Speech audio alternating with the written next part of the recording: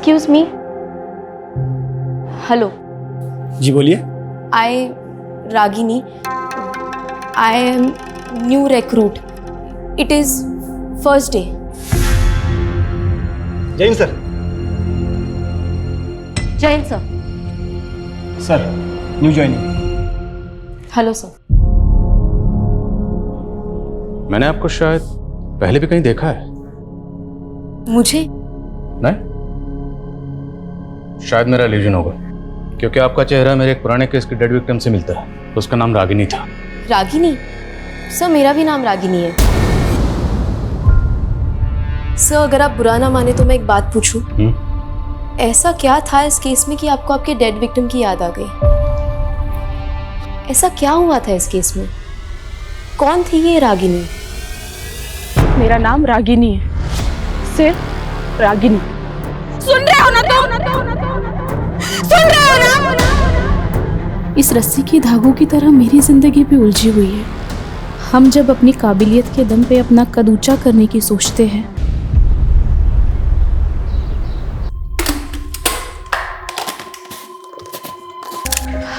माँ मैंने खाना बना दिया है। आप पापा को शाम की दवाई याद से दे दीजिएगा, वरना ये तो भूल ही जाएंगे। और आप पापा प्लीज ये बीड़ी मत पीजिएगा, वरना फिर से आपके फेफड़ों में पानी भर जाएगा। जानता हूं, मेरी बीमारी के चलते तुम्हारा खर्चा बढ़ता जा रहा है। मैं भी तो बेटी की कमाई खा खा कर घुटता जा रहा हूं। इसी हताशा में न जाने कब बीड़ी मुंह में लग जाती है। ये कैसी बातें सोचते रहते हैं आप पापा? आप बस अपनी सेहत का ध्यान दीजिए। और हाँ, अगर आपने दोबारा बीड़ी पीना तो मैं सच में आपसे बात नहीं करूंगी। अरे नहीं, देखो ऐसा हरगिज मत करना। चलो नहीं पीऊंगा। अरे पगली, मैं भी तो चाहता हूँ कि तंदुरुस्त हो जाऊं और कोई नई नौकरी ढूंढूं। मुझे भी तो अपनी जिम्मेदारी निभाने दीजिए पापा। आपने भी तो जिंदगी भर मजदूरी करके हमें पढ़ाया लिखाया, वरना हमारे समुदाय के लोग अपने बच्चों को स्कूल तक नहीं जाने देते। तभी तो पूरी बिरादरी को तुझ पर गर्व है। झोपड़े में रहने की किस्मत थी हमारी। आज तुम्हारी वजह से इतने अच्छे घर में रह रहे हम लोग। माँ, अभी तो घर की हालत और सुधारनी है। ऊपर एक और फ्लोर बनाकर घर को ऊंचा करना है। अरे बेटा, अब और कितना ऊंचा उठेंगे? पापा, बात मकान ऊंचा करने की नहीं है, बात हमारे स्वाभिमान की है। अब तक हम सर झुकाकर जीते आए हैं। अब जब सर उठाने का मौका मिला है तो तबीयत से उठाएंगे।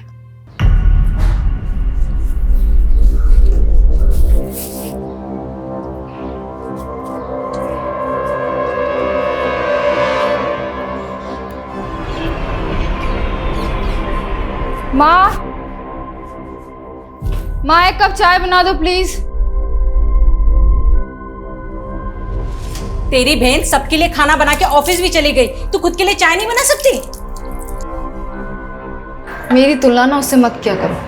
तेरी तुलना में उससे करना भी नहीं चाहती। तू उसके एड़ी के बराबर भी हो जाए ना तो मैं गंगा नहा लूंगी।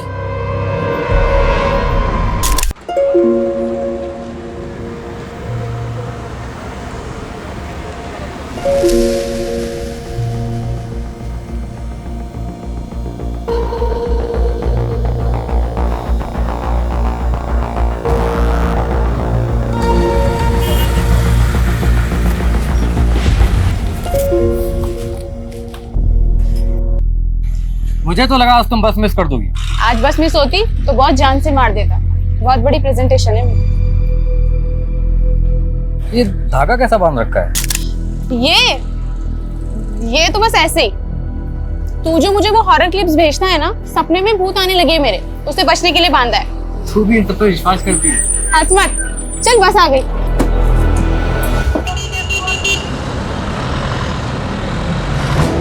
वैसे तुम्हारे सपने में जो भूत आते हैं वो दिखते कैसे? पागल तू भी। छोड़िए सब। अच्छा सुन, जो मैं ऑफिस में प्रेजेंटेशन दिखाने वाली हूँ, तू उससे एक बार सुन और अपना फीडबैक दे।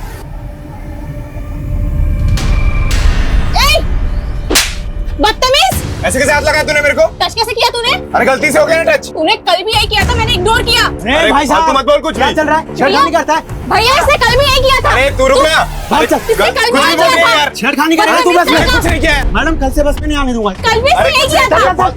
जाने दो रागिनी, उस पर फोकस मत करो, अपनी प्रेजेंटेशन पे ध्यान दो। मैं सिर्फ एक ही टिप देना चाहता हूँ तुम्हें, इंग्लिश उतनी ही बोलना जितनी संभाल पाओ, वरना तुम्हारे टैलेंट में कोई कमी नहीं। मेरी इंग्लिश भी पहले मेरे सपनों की तरह टूटी फूटी सी थी। इंग्लिश फिर भी आ गई, लेकिन सपने रिपेयर होना बाकी थे। और जब आपने अपने पिता को दिहाड़ी मजदूरों की लाइन में सबसे पीछे खड़ा देखा हो, तो खुद को सबसे आगे खड़ा पाके भी आखिरी पंक्ति की वो दुश्वारियां आपका पीछा नहीं छोड़ती है। लेकिन कहते हैं किस्मत भले ही मात खा सकती है, पर काबिलियत वो कभी मात नहीं खाती। हाय। भाई ये भूत तो बड़ा लकी साबित हुआ यार तुम्हारे लिए। तुम्हारे सपने में आए और इंक्रीमेंट हो गया। इंक्रीमेंट? तुम्हारी सैलरी 25% बढ़ाने का अप्रूवल मिला है। आजकल बॉस कुछ ज्यादा ही मेहरबान है रागिनी पे। हाँ लेकिन रागिनी डिजर्व भी तो करती है।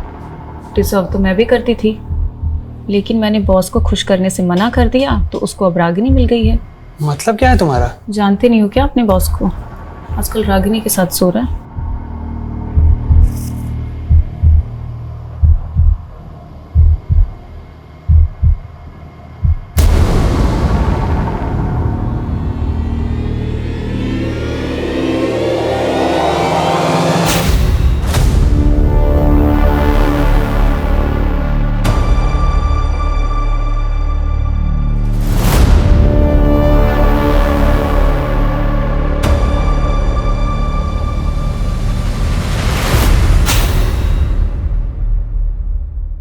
मैडम वो आपने न्यू बायोमेट्रिक एंट्री वाला फॉर्म भर दिया? हाँ पवन जी भर दिया। ये लीजिए।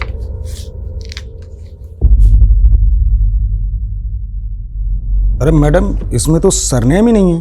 मेरा कोई सरनेम नहीं है पवन जी। सरनेम तो सबका होता है, कोई हवा से थोड़ी ना आता है, सब अपने बाप दादा के कुल से ही आते हैं। वैसे आपका कुल क्या है मैडम? पवन जी फालतू की बातें छोड़िए और जाइए अपना काम करिए।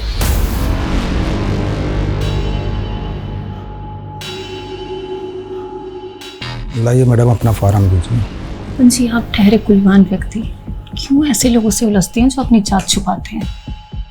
मतलब ये कि रागिनी ठहरी आपसे नीचे वाली, और देखिए आपकी बॉस बन के बैठी है। कभी सोचा नहीं था कि ऐसे नीच लोगों की आवाभगत करनी पड़ेगी। रागिनी तूने मुझसे अनजाने में जूठा उठवाई है ना, अब देख मैं तुझे जूठा खिलाता भी हूँ, जूठा पिलाता भी हूँ।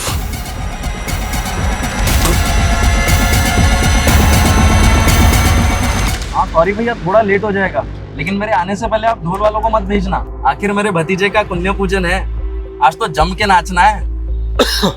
ओके भैया बस पहुंच रहा हूँ। अरे अंकल थोड़ा स्पीड बढ़ाओ ना। अरे बेटा इस रोड पर स्पीड लिमिट 50 किलोमीटर प्रति घंटा है। थोड़े रूल्स तोड़ भी दोगे तो क्या हो जाएगा? मुझे भी लेट हो रहा है। रूल होता है, क्यों बेचारे पे दबाव डाल रहे हो? रहने दो भाई साहब, टैक्सी चलाते चलाते रोज रोज नई सवारियां, नए नए नखरे, अब तो इनको झेलने की आदत सी पड़ गई है। कब से चला रहे हो टैक्सी? बहुत सालों से चला रहा हूँ भाई साहब, 18-20 घंटे डेली चलाता हूँ। अंकल बुढ़ापा आ रहा है, इतना काम करोगे ना तो उम्र के पहले ऊपर चले जाओगे। अब काम नहीं करूंगा तो अपने घर वालों की जरूरतें पूरी कैसे करूंगा? और रही बात ऊपर जाने की, तो एक दिन सबको ही जाना है।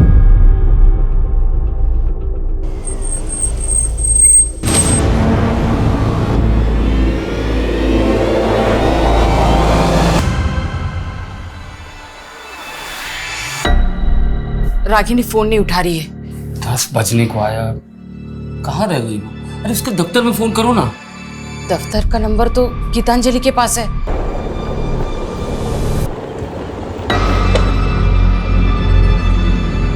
बाय। हेलो रागिनी तुम्हारे साथ है? मेरे साथ क्यों होगी हो? वो दफ्तर से अभी तक घर नहीं आई, एक बार उसके दफ्तर में फोन करके पूछना। ठीक है।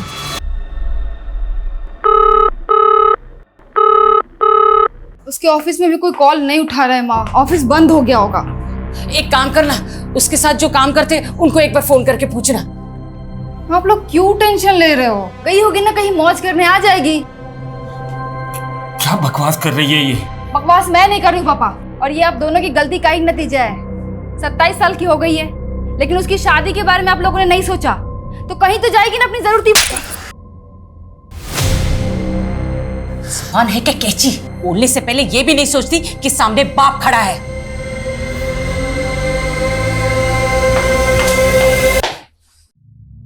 ये तो पहले ही हाथ से निकल चुकी है, अब छोटी की सोच। मैं जाता हूं उसे ढूंढने।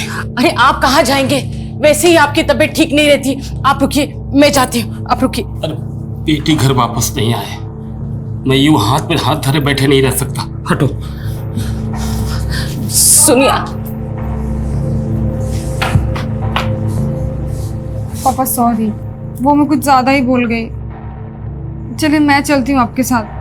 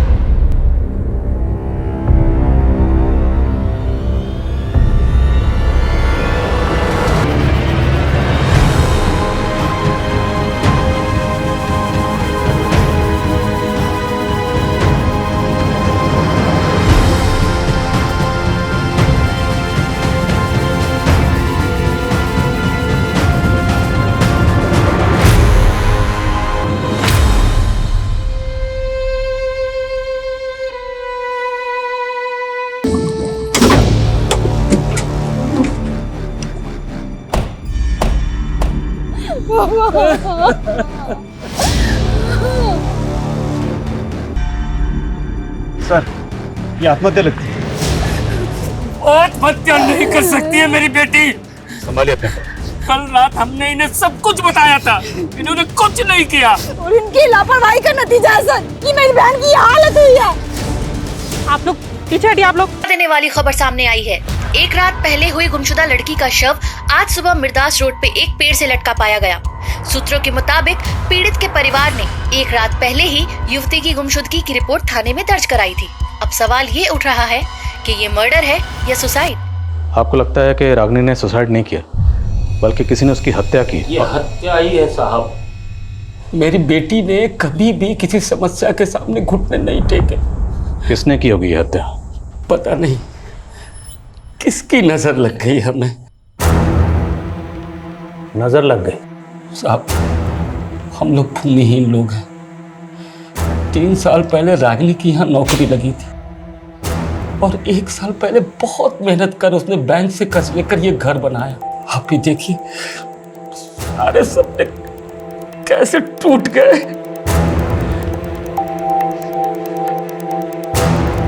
रागिनी घर से ऑफिस कैसे आती जाती थी? सरगुन पेट से कोई भी सीधी बस नहीं है उसके ऑफिस आवा नगर के लिए, इसलिए वो सवारी के टेम्पो से नंदी चौक तक जाती थी, और वहां से उसके ऑफिस के लिए सीधी बस मिल जाती थी। रागिनी आभा नगर अपने ऑफिस से बस लेकर पहले नंदी चौक आती थी, फिर यहाँ से शेयरिंग ट्रांसपोर्ट लेके अपने घर सरगुनपेट। लेकिन हमें रागिनी की लाश मिली मिर्दासपुर, सरगुनपेट से 5 किलोमीटर आगे, यहाँ से कट जाता है, और हमें रागिनी की लाश यहाँ 1 किलोमीटर अंदर मिली। और सर, इस पूरे रूट पे कहीं भी सीसीटीवी नहीं है। शर्मा, जब सीसीटीवी नहीं थे तब भी केसेस सॉल्व होते थे। इस पूरे रूट को स्कैन करो और ये भी पता करो कि रागिनी अपने ऑफिस से कितने बजे निकली थी। रागिनी मिर्दासपुर क्यों गई? वो वहां खुद अपनी मर्जी से गई या कोई उसे जबरदस्ती लेकर गया? ये सुसाइड है या अबैटमेंट टू सुसाइड या फिर मर्डर?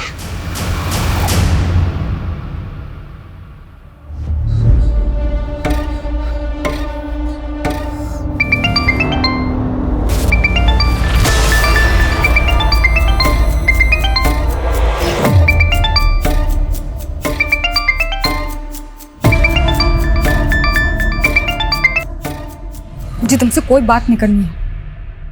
वो फोन कट मत करना। तुम्हें पता है ना मैंने मैंने रागिनी के लिए तुम्हें फोन किया। क्यों? उसकी किस्मत तो तुम ही लिख रहे थे ना, तो मुझसे क्या पूछ रहे हो? किस्मत तो मैं तुम्हारी भी लिखना चाहता। मेरी किस्मत तुम बहुत पहले ही खराब कर चुके हो। तुम ही हो ना पनौती हम दोनों बहनों के बीच में। मेरी जिंदगी तो बर्बाद कर दी, और क्या पता रागिनी को भी अपने प्यार के चक्कर में फंसा लिया हो। बकवास बंद करो गीतांजलि। बॉस आदमी तो तुम हो। अगर मेरा बस चलता ना तो तुम्हें मार के लटका देती मैं, समझे तुम?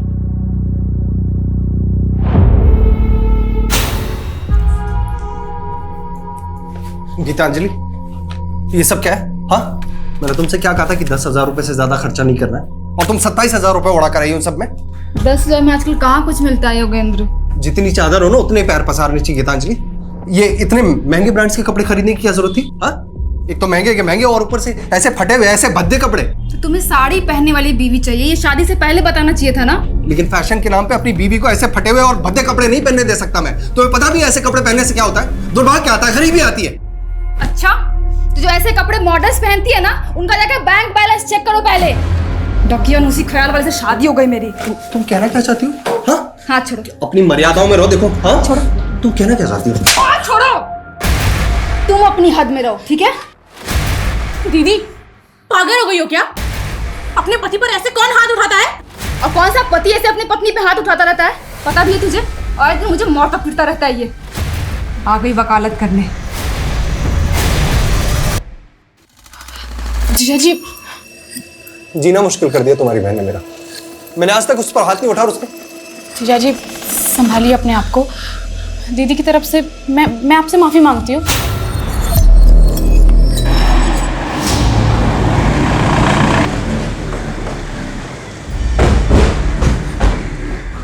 सर मैं मान ही नहीं सकता कि रागिनी सुसाइड कर सकती है। मैं उसे तब से जानता हूँ जब उसने 3 साल पहले यहाँ ज्वाइन किया था। लोग उसका मजाक भी बनाते तो वो कभी गिव अप नहीं करती थी सर। लोग उसका मजाक बनाते थे? ये अभी की बात नहीं है, वो 3 साल पुरानी बात है सर, जब उसने एज एन इंटर्न ज्वाइन किया था यहाँ पर। Excuse me ma'am, I prepare this report. I prepare नहीं, I have prepared this report होता है। वो पहले विजिता मैम की असिस्टेंट थी, लेकिन रागिनी ने अपनी लगन से ऐसा काम किया, 6 महीने पहले ही विजिता मैम क्या हम सबकी बॉस बन गई। कल ही रागिनी का इंक्रीमेंट हुआ था सर। वो बहुत खुश थी। ऐसा हो ही नहीं सकता कि वो सुसाइड कर ले। क्या कोई ऐसा है जो उसकी तरक्की से जलता था? नो आइडिया सर, लेकिन लगता था वो अपनी पर्सनल लाइफ में थोड़ी डिस्टर्ब थी। तुम उसकी पर्सनल लाइफ के बारे में क्या जानती हो? नॉट मच सर, लेकिन इस बारे में आपको अरविंद काफ़ी कुछ बता सकता है। वो मैडम, रागिनी मैडम और अरविंद सर दोनों साथ में एक ही बस में आते थे और एक ही बस में जाते थे। कुछ शाम भी वो दोनों लोग एक ही साथ वापस गए थे। बस कौन सी थी? बस का नंबर बोलिए। मैडम बस का नंबर तो नहीं मालूम, लेकिन बस रोज शाम को 5 बजे ऑफिस के सामने से निकलती थी।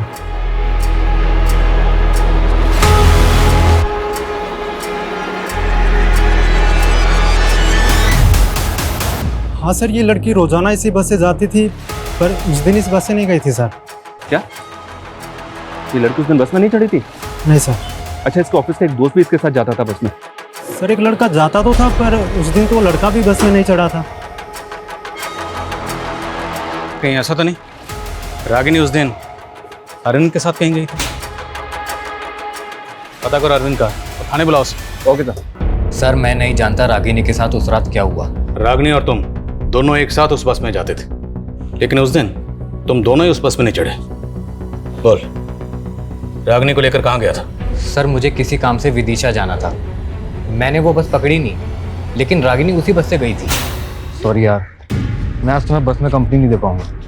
तो क्या हुआ यार, कोई बात नहीं, मैं चली जाऊँ। लेकिन ड्राइवर तो बोल रहा है कि रागिनी उस बस में चढ़ी ही नहीं। तुमने खुद देखा था रागिनी को चढ़ते हुए?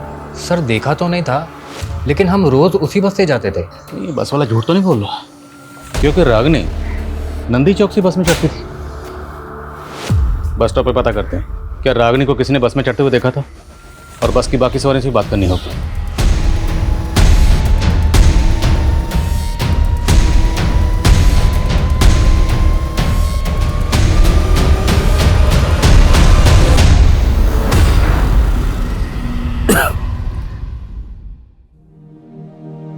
गिन चुन के 4 ही तो लोग हैं हम लोग, और ऊंचा मकान बनाने की क्या जरूरत है? बाबा, अब तक हम सर झुका के जीते आए हैं, लेकिन अब जब सर उठाने का मौका मिला है तो तबीयत से उठाएंगे।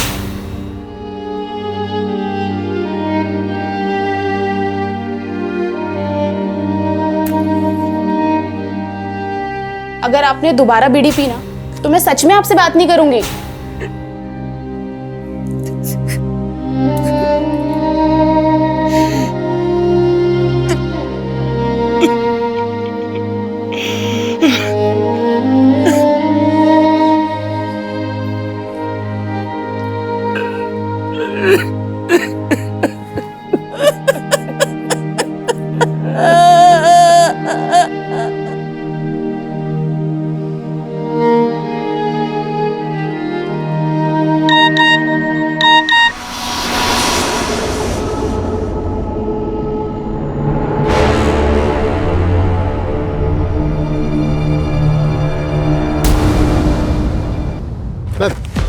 नंदी चौक के बस स्टैंड के पास रिक्शा वाला मुझे मिला। इसने रागिनी को उस शाम को यहाँ पे देखा था, लेकिन इसका कहना है कि उस शाम रागिनी बस से नहीं बल्कि किसी के साथ बाइक से आई थी। क्या देखा था आपने? उस दिन शाम को बाइक से देखा था और एक लड़की के साथ। वो हेलमेट पहना हुआ था। ये लड़का था? ये तो खुद उनके साथ आता था बस से, वो कोई और था। गाड़ी का नंबर? नंबर मुझे नहीं पता, लेकिन लाल कलर का बाइक था। क्या टाइम हो रहा होगा उस वक्त? करीबन 6 या 7 बज रहा था। मैम यहाँ आसपास कोई सीसीटीवी भी नहीं है। अरे कुछ तो होगा, आगे पीछे आसपास कहीं ना कहीं चेक करो। अब आगे एक पेट्रोल पंप है ना जी, वहाँ जाके चेक करो, हो सकता है उनके सीसीटीवी से पता चले कि रागिनी किस बाइक से आई थी।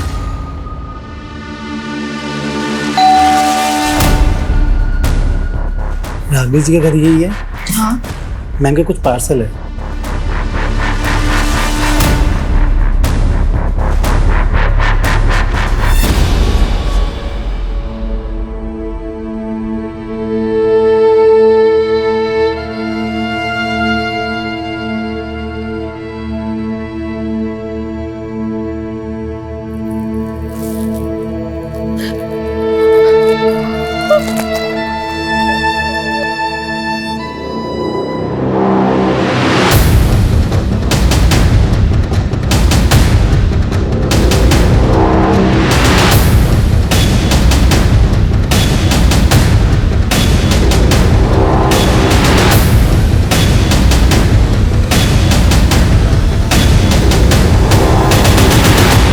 बाइक का तो कुछ पता नहीं चला सर, लेकिन उस शाम को रागिनी नंदी चौक के पेट्रोल पंप के एक सीसीटीवी फुटेज में कैप्चर हुई थी। वो शाम को तकरीबन 7 बजे एक कैब में बैठी हुई दिखी। ये देखिए। किसकी कैब है? अब बिना वक्त गवाए ये बता दे कि लड़की को क्यों मारा। बोल। साहब मैं मानता हूँ, वो लड़की मेरी टैक्सी में बैठी थी। ये बोल, लड़की को लेकर गया कहाँ था? साहब मुझे कुछ नहीं पता, मैं शहरी टैक्सी चलाता हूँ। कौन कहाँ पे उतरता मैं याद नहीं मुझे। कोई बात, हम याद दिलाएंगे। याद दिला जरा से। साहब मुझे याद आ रहा है साहब। सर मैंने उस लड़की को ना मिर्दास रोड पे छोड़ा था साहब।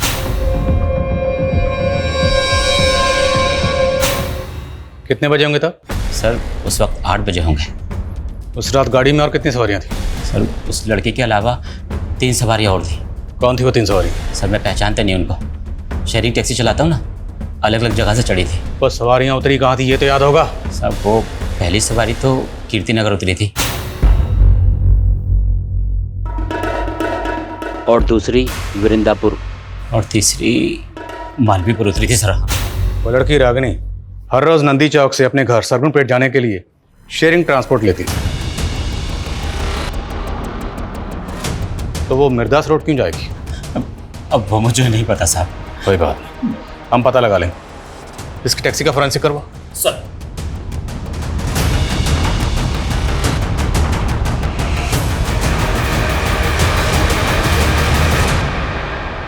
निमिष, तुम्हारी टैक्सी में ई वॉलेट बारकोड है ना? हाँ साहब है। तो पैसेंजर से पेमेंट कैसे लेते हो? ई वॉलेट से या कैश? सर ई वॉलेट से भी और कैश भी, दोनों। उस रात उन तीनों सवारियों ने पेमेंट कैसे की थी? साहब एक सवारी ने तो ऑनलाइन किया था और बाकी ने कैश। ट्रांजैक्शन दिखा और उस लड़की को जहां उतारा था वो लोकेशन दिखा।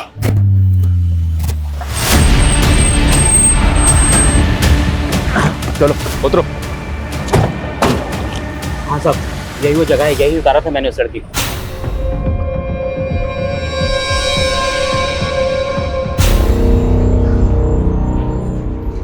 वो जगह यहाँ से 1 किलोमीटर दूर है, यहाँ पर रागिनी की लाश लटकी हुई है। सर, यहाँ आसपास कुछ घर दिखाई दे रहे हैं। हो सकता है कि रागिनी या किसी के घर पे आई हो। उस रात को किसी ने रागिनी को यहाँ आते जाते देखा। रागिनी के घर वालों ने ऐसा कुछ कहा नहीं कि उनकी जान पहचान का यहाँ क्यों रहता है। फिर भी पता करो। ओके सर, विकास। हाँ समझ। सर, उस शाम कैब वाले को रमेश कुमार नाम के एक आदमी ने ई वॉलेट से पे किया था। सर, ये आदमी कीर्तिनगर में रहता है, मैंने उसे बुलवा लिया। ठीक।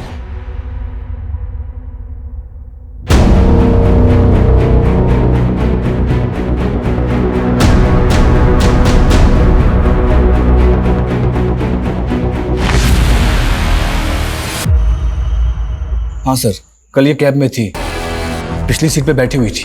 तुमने इस लड़की के साथ कहाँ तक ट्रैवल किया था? शायद मिर्दास रोड।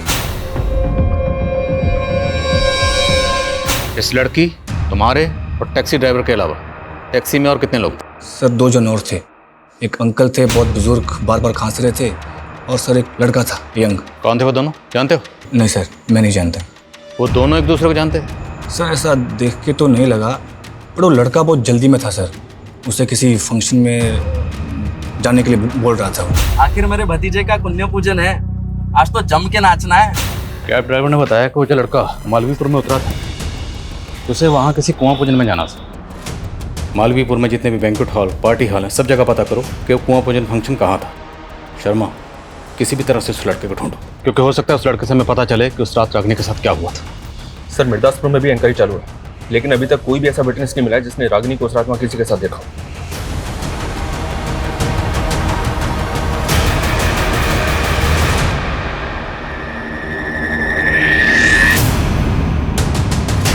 सर, रागिनी के घर से फोन था, उसकी फैमिली आपसे मिलना चाहती है।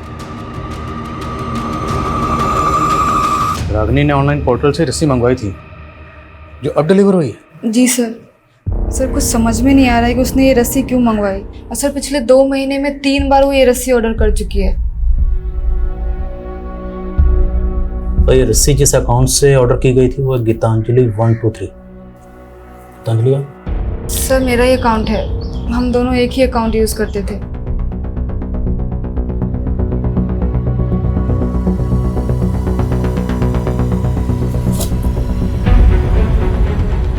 ये ठीक वैसी रस्सी है जिस रस्सी पर रागिनी की लाश लटकी हुई थी। हाँ सर, इसीलिए लगा कि आपको बता देना चाहिए। पर आप तो कह रहे थे कि रागिनी सुसाइड नहीं कर सकती, जबकि आपकी बेटी कह रही है कि रागिनी पिछले 2 महीने से ऐसी रस्सी मंगवा रही थी। तो क्या रागिनी 2 महीने से सुसाइड के बारे में सोच रही थी?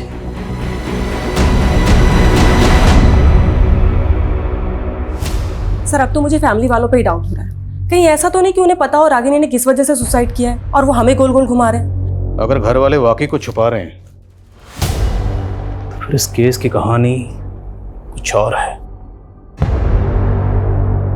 क्या ऐसा हो सकता है सर कि रागिनी के घर वाले पिछले 2 महीने से रागिनी को मारने की प्लानिंग कर रहे थे? ऑनलाइन रस्सी मंगाना उनकी प्लानिंग का हिस्सा हो? सर, रस्सी उसकी बड़ी बहन के अकाउंट से मंगाई गई है। ऐसा हो सकता है कि घर पे उसका मर्डर किया गया और लाश ले जाकर बाहर लटका दी ताकि वो लोग ना फंसे। और सर, हमें मर्डर और सुसाइड में उलझा रहे हैं। उस घर का पूरा खर्चा सिर्फ और सिर्फ रागिनी के पैसे से चलता था। अब सवाल ये है कि वो सोने के अंडे देने वाली मुर्गी को क्यों मारेंगे? शायद ऑनर किलिंग वाला एंगल हो सकता है कि रागिनी को कोई ऐसा लड़का पसंद आ गया हो जिसे उसके घर वाले ना पसंद करते। देखो, अरविंद रागिनी के काफ़ी क्लोज था, पर वो ये नहीं मान रहा कि उसका रागिनी के साथ अफेयर भी था। तो क्या ये मुमकिन है कि रागिनी किसी और लड़के को मिलने के लिए मिर्दासपुर गई? लेकिन सर, मिर्दासपुर में कुछ नहीं मिल रहा है। रागिनी के सोशल मीडिया अकाउंट्स चेक करो, क्योंकि इस रस्सी ने इस केस को और भी उलझा दिया है। लेकिन रागिनी की मौत का इस रस्सी से कोई तो राज जुड़ा है।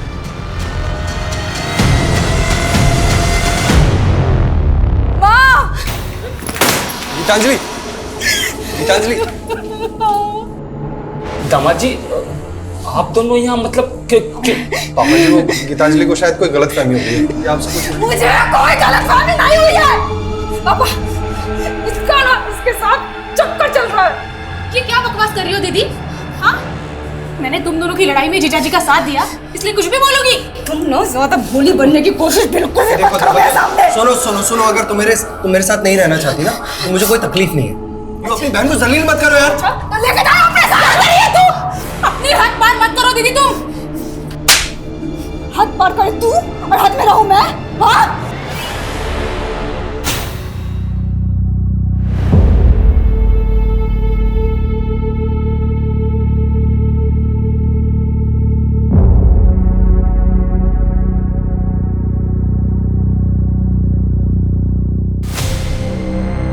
गीतांजलि, कहीं तू हमसे कुछ छुपा तो नहीं रही है ना?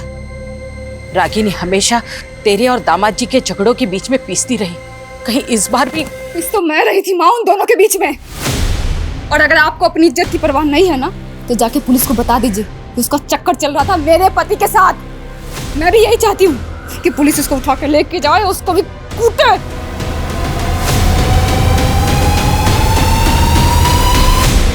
उस रात मालवीपुर के एक पार्टी हॉल में एक बच्चे का कुआं पूजन था और रमेश के मुताबिक जिस बच्चे का कुआं पूजन था वो उसका भतीजा था। हमने इस फंक्शन की गेस्ट लिस्ट निकाली। बच्चे के फादर के जितने भी ममेरे, चचेरे और दोस्तों की ये तस्वीरें हैं। जो लड़का तेरी टैक्सी में बैठा था, क्या इन तस्वीरों में से कोई है?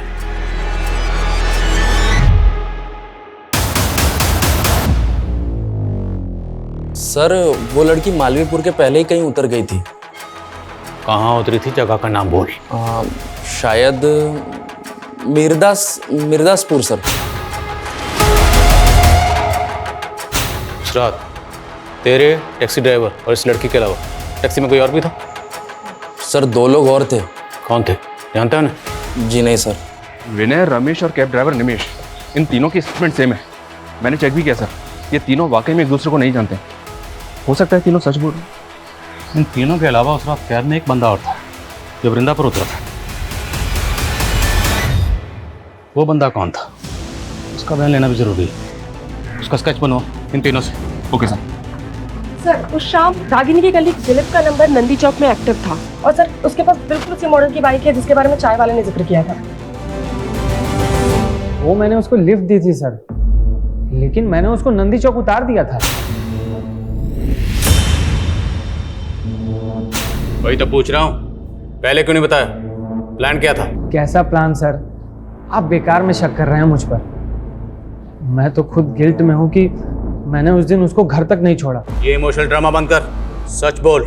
मैं सच कह रहा हूँ सर। मैं उसको घर तक ड्रॉप करता तो मुझे अपने घर जाने के लिए 15 किलोमीटर वापस आना पड़ता। इसलिए रागिनी ने ही मुझसे कहा कि मैं उसे नंदी चौक उतार दूँ, वो शेयरिंग कैब ले लेगी। ठीक है, जाओ। सुनो, कहीं गायब होने की मत सोचना, वरना बहुत पछताओगे। ये पक्का कुछ छुपा रहा है। इसकी उस रात की एक एक एक्टिविटी पता करो। Okay sir.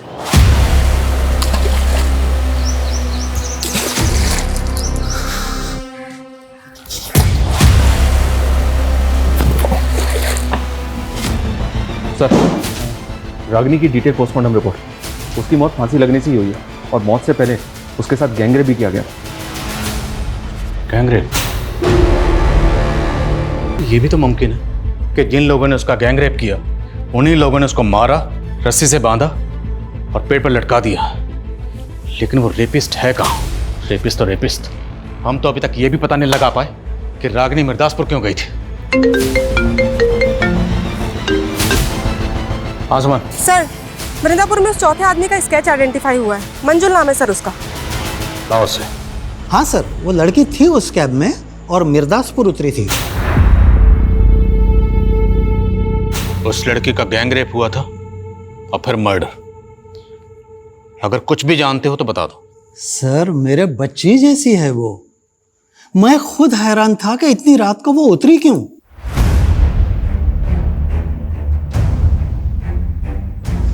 और बेटा सुनो। हाँ बेटा, इतने दिनों से मैं यहाँ इतनी पुलिस आते हुए देख रही हूँ, बात क्या है? अरे लड़की की आत्महत्या की है ना, उसकी इंक्वायरी चल रही है। पर वो तो 1 किलोमीटर दूर हुई थी, फिर पुलिस यहाँ क्यों पूछ रही है? सर, मैंने रागिनी का सोशल मीडिया अकाउंट चेक किया।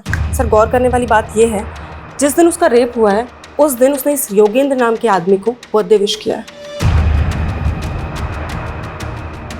कहीं ऐसा तो नहीं कि रागनी को ये बर्थडे पार्टी अटेंड करनी थी इसलिए वो मिर्दासपुर उतरी? लेकिन सर ये सरकपुर में रहता है।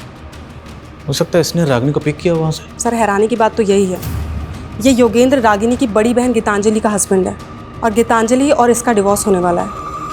What? क्या हुआ? योगेंद्र का नाम सुनकर आप लोग चुप क्यों हो गए? सर ये लोग कुछ नहीं बोलेंगे उसके बारे में। मतलब कहना क्या चाहती हैं आप? सर वो मुझे डिवोर्स देके मेरी बहन रागनी से शादी करना चाहता था।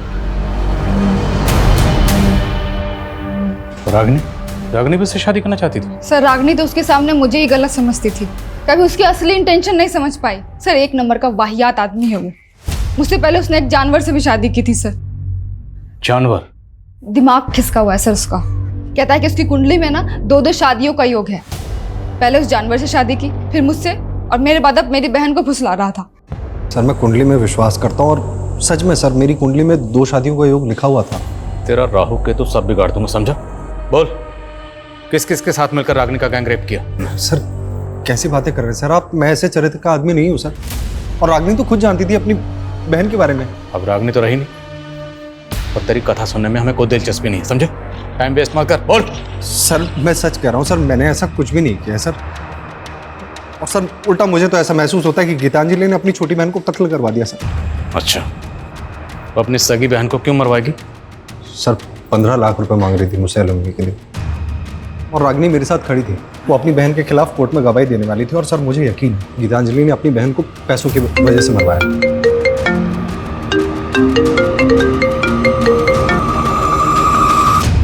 बोलो।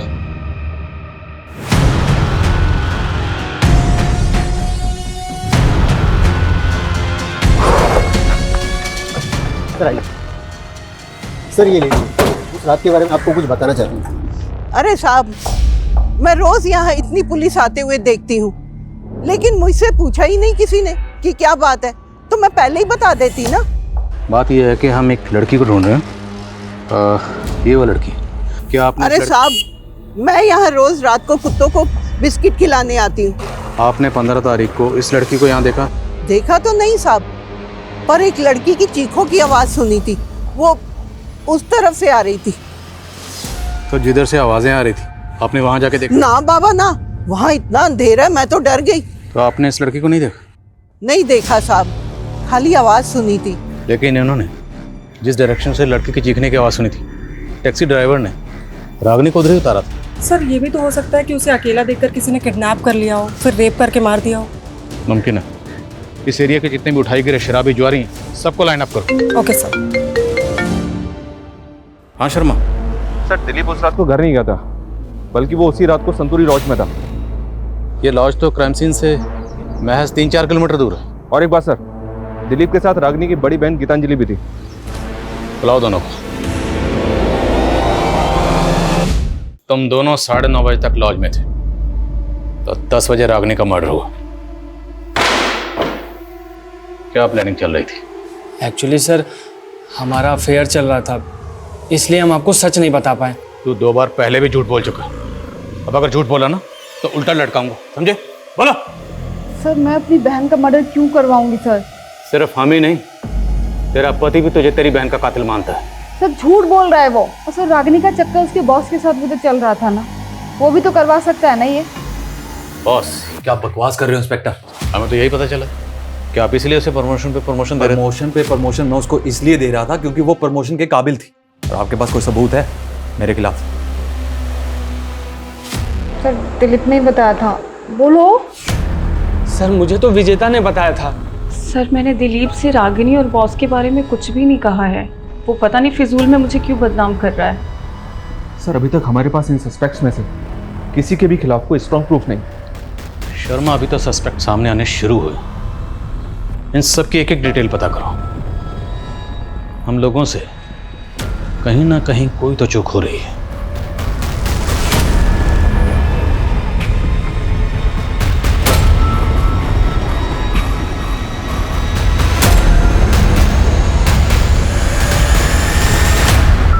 रागिनी, तुम्हारी कुंडली देखकर तो ऐसा लगता है कि तुम कोई ना कोई बड़ा मैराकल करने वाली हो, लेकिन एक दोष है और वही तुम्हारी समस्याओं का कारण है। कैसा दोष?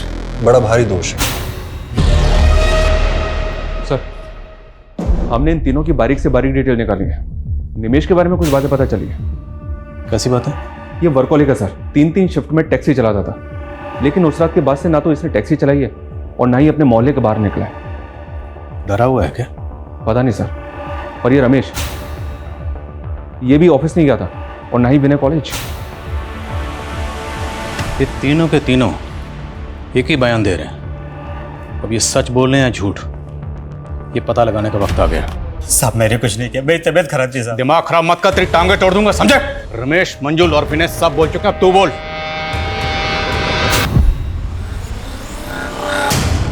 आइए मैडम, सरगम प्लेट 50 रुपया। नहीं भैया, मुझे मिर्दास रोड के तालाब वाले रास्ते से होते हुए जाना है। हाँ तो ठीक है मैडम, वहीं छोड़ देंगे। आइए बैठिए।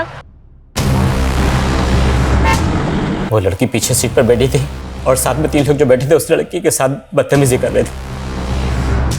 मैं तो लड़की को बचाना चाहता था, इसलिए मैं उस लड़की को मिर्दास रोड पे उतार रहा था।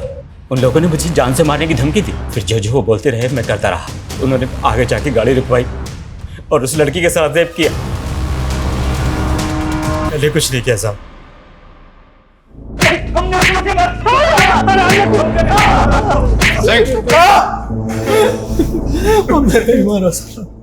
उन तीनों जानवरों ने उस मासूम को गिद्ध की तरह नोचा। तू, तेरी तो बेटे की उम्र की थी। रेप भी नहीं किया बल्कि उसको मार दिया। नहीं, हमने कुछ नहीं किया साहब, हमने तो उसको जिंदा छोड़ दिया था। हाँ सर, निमेश ने हमें उसके बाद हमारे घर छोड़ दिया था। सर हम वहां से गए तो वो जिंदा थी। सर सच में हमने उसे नहीं मारा। तुम्हें 7 मंगलवार ऐसे ही पानी में रस्सी को बहाना और फिर देखना तुम्हारी समस्या कैसे खत्म होती है।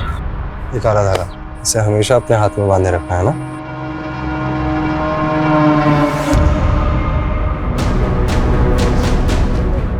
बोल, सबसे आखिर में तूने मंजुल को 11 बजे वृंदापुर छोड़ा था, उसके बाद तेरी टैक्सी खाली थी, लेकिन फिर भी तू घर नहीं गया। घर गया सुबह, कहाँ था रात पर? बोल बोल, वरना रेप और मर्डर के चार्जेस लगाऊंगा तुझ पर। नहीं साहब, नहीं साहब, मैंने पहले रेप नहीं किया, पर वो लड़की मेरे दिमाग में बार बार घूम रही थी। मैंने पहले उन तीनों को घर छोड़ा, फिर मैं वहां गया था साहब।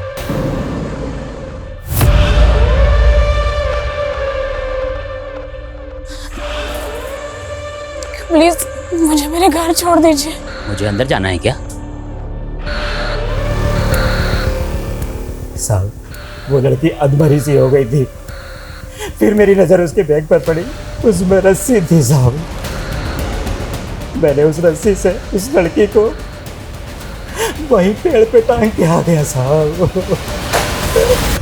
Sir, 1 minute.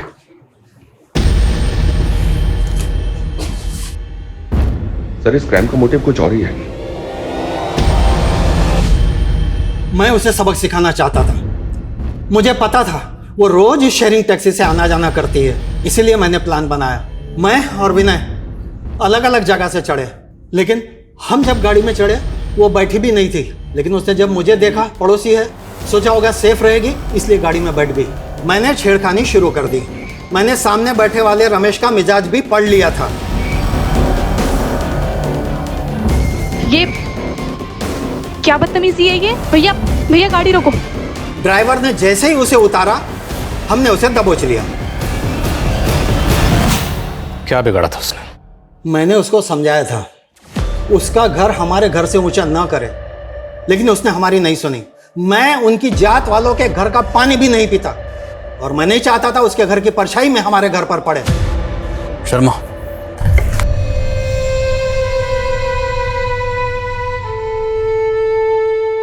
सर मैंने सुना है कि छोटे गांव कस्बों में लोग भेदभाव के चलते हुए बड़े बड़े गुनाह करते हैं, लेकिन रागिनी के साथ जो हुआ बहुत ही दर्दनाक था। वो लोग रागिनी को छोटा समझते थे।